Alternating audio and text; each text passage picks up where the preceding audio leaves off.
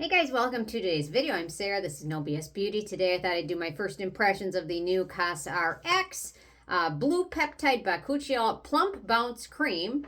And I will link to it below and put all the ingredients and everything. And this is the sister product to their serum, their copper peptide serum, which came out, I want to say, a couple weeks ago. And I did a little first impressions review of it. So I'm going to test this out. Yeah, it just came yesterday. So let me put my hair back. I've got a clean face.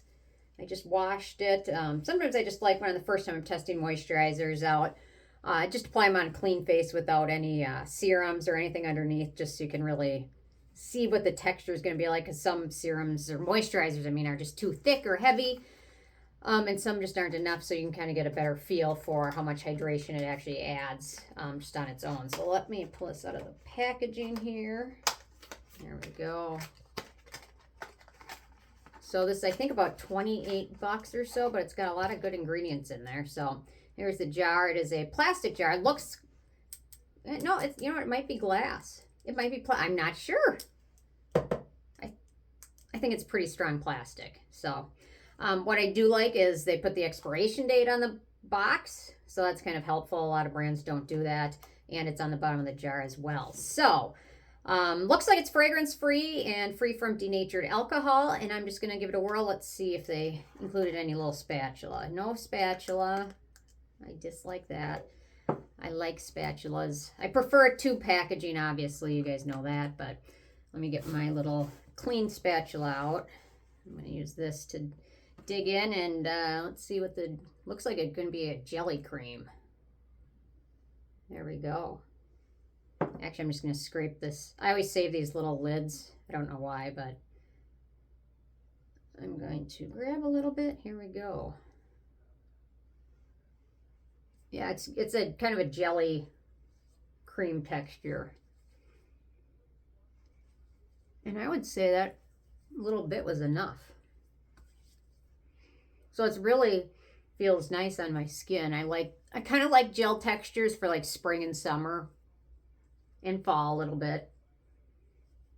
It does have a little bit of silicones in there, so it should be a little bit trap everything in, seal everything in. But it feels nice. It's not greasy. It doesn't feel tacky. It just has a nice slip to it, and a little bit of it went a pretty long way. And no scent, no smell at all. Okay. Yeah, so that was enough to cover my whole face. I will say, so if you're going to use this in the daytime, copper peptides and ascorbic acid compete with each other in the terms that ascorbic acid requires a really low pH to absorb and work in your skin, and copper peptides, it's said that the molecule binds, break down in low pH or acidity.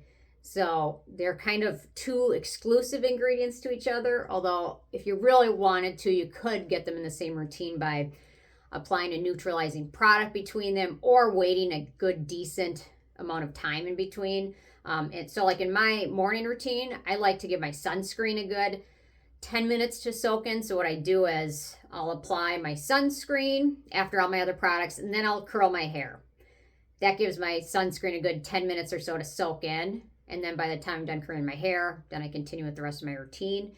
So that might be a way to do it for you guys. But I think typically it's better off that you just use them in different routines. That's not necessarily, I think it's just the low, wouldn't say, a lot of people say copper peptides and actives are mutually exclusive, but I don't really find copper peptides and retinoids.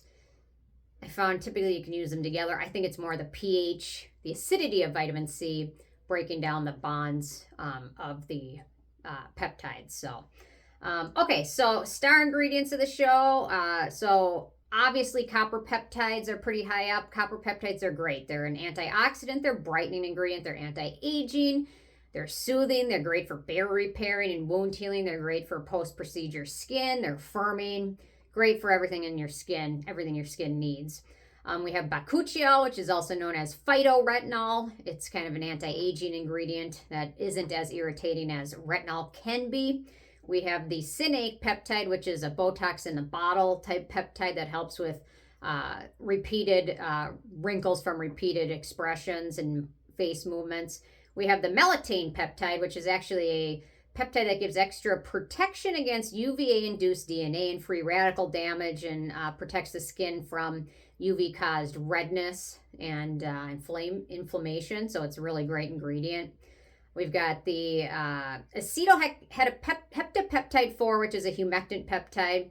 We've got the Argireline peptide, which is another botox in a bottle peptide. And then we've got the SNAP8 peptide, which I love. It's similar to the Argireline peptide, botox in a bottle, but some results and studies show that the SNAP8 peptide is even better at helping with fight wrinkles, wrinkle length, and depth. So in addition to all of those goodies, we've got niacinamide, squalane, panthenol, beta-glucan, vitamin E.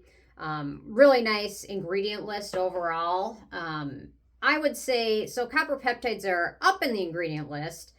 So I believe the estimates of their serum for the copper peptides were about 0.5% copper peptides.